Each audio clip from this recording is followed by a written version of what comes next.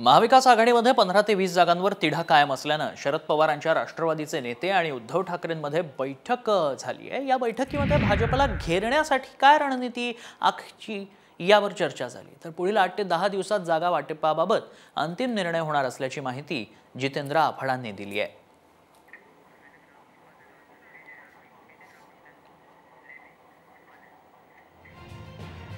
15 ते 20 जागांवर अद्याप तिढा कायम आहे, तो सुटत नाहीये। 2019 साली एकमेकांविरोधात लढलेल्या जागांवरच वाद होतोय। राष्ट्रवादी शरद पवार आणि ठाकरे यांच्यात वाद।